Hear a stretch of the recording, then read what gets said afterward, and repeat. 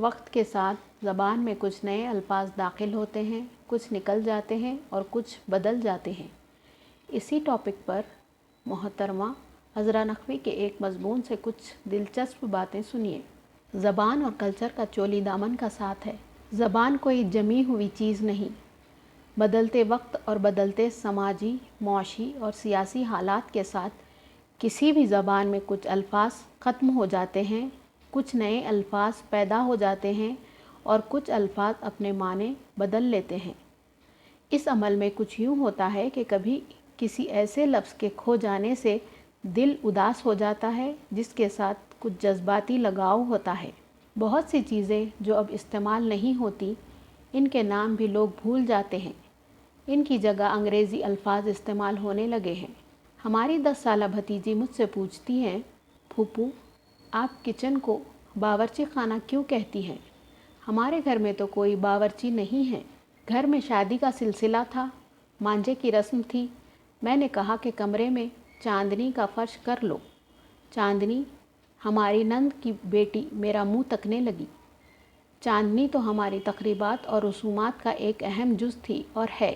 کچھ دن پہلے شہر ریاض میں ایک دوست نے دعوت کی تو فیرنی مٹی کی سکوریوں میں پیش کی جو وہ بطور خاص ہندوستان سے لائے تھے۔ میں نے ان کی بچیوں سے پوچھا کہ بتاؤ ان کو کیا کہتے ہیں؟ ظاہر ہے ان بچیوں کو معلوم نہیں تھا، حتیٰ کہ ان بچیوں کی ماں کو بھی مشکل سے یہ نام یاد آیا۔ مٹی کے کلہڑ لوگوں کو بھی یاد رہ گئے ہیں، کیونکہ ہمارے ہندوستان کے ایک مشہور ریلوے وزیر نے پولیوشن کی وجہ سے ٹرین میں چائے کلہڑ میں دینے کا حکم جاری کیا تھا۔ حالانکہ مجھے یاد ہے ہماری امی بہت خفا ہوتی تھی اگر ہم کلہڑ کہتے، وہ ہمیشہ اسے آب خورا کہتی تھی۔ گھر میں استعمال ہونے والی چیزیں سلفچی، آفتابہ، رکابی، تشتری، خازدان، یہ سب الفاظ اب تاریخ کا حصہ بن گئے ہیں جو ہم نے اپنے بچپن میں سنے تھے۔ البتہ پاندان اب بھی زندہ ہے، جو اکثر غزلوں میں بھی نیاپن پیدا کرنے کے لیے بروزن خاندان باندھا جاتا ہے، یعنی خاندان کی خوشبو، پاندان کی خوشبو۔ چلتے چلتے کچھ اور بھی سن لیں۔ ایک صاحبہ ہیں، ان کی بیٹی کے جہیز کے کپڑوں کی تیاری جاری تھی۔ وہ کچھ اتنی بوکھلائی ہوئی تھی کہ کمبخت کا غرارہ بنوانے لگی۔ خدا نہ کرے وہ اپنی بیٹی کو کمبخت نہیں کہہ رہی تھی۔